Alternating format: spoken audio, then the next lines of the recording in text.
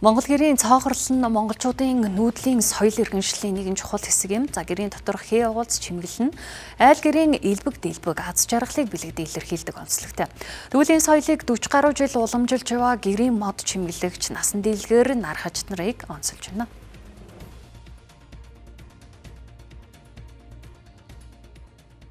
Майдрын насан дэлгэр Монгол гэр болон гэрийн доторх авдар зэрэг тавилгын хээ угалзыг зурж чимэглэх ажлыг 40 жилийн турш тасралтгүй хийж байна. Тэрээр 1986 онд сургуулаа төгсөөд дарахангаа мод боловсруулах үйлдвэрт бодогчин чимэглэгчээр ажилд орж байжээ.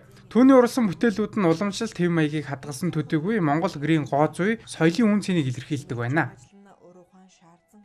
Одоо ээж аваа авдрыг өвгд дээдсийнхээ авдрыг маш их сэргээдэг болсон байна. Одоо энэ хэтэл бараг 40-50 жилийн өмнөх авдрыг ингээд сэргээгээд бодуулж байна. Тий ингээд бодуулаад шинчлээд одоо сүүлийн үеийн залуучууд маш их сайхан өвгд дээдсийнхээ ямыг сэргээж тэрийгэ уламжилж хадгалж хамгаалж ийм сайхан болсон байна. Ер нь голдуу хүмүүсийн хүсэлтээр хинтээ зарим хүмүүс болохоор арслантай авдар тавиулъя гин, зарим нь болохоор энгийн сайхан ийм хээтэй авдар тавиулнаа гин, зарим нь үлзий оруулж тавиулъя гин. Тэгэл ер нь л хүмүүсийн хүсэлтийн дагуу хийдэг те.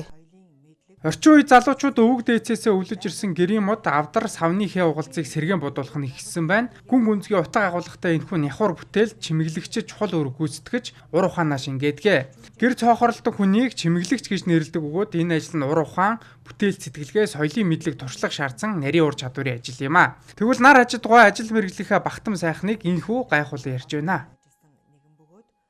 Төмөн үлзий хээний үргэлжлэлээр одоо энэ авдрын энэ алах гэдэг чинь төмөн үлзий хээ гэдэг чинь дуусахгүй гэдэг утгаар хийгддэг гэдэг.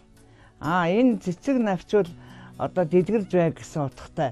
Энэ аслан гэдгийг бол хүн аслан гэдгээр нь хараад байгаа болохоос аслан бол энэ авдар сав хүчтэй амьтан гэдгээр авдар доторх энийг хадгалж авах нэгдүгээр одоо энэ аслан чинь хадаг зуугаад энд эрдэнэ зуугаад энэ авдартай бүх юм хадгалаад ингээд зуугаад аваад ирж байгаа гэсэн утгатай байхгүй юу?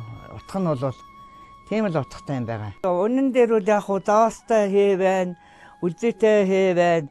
Янз янзаар одоо өөрөө ямар хээ тавихаар байна, тэрийгэ тавьж байна.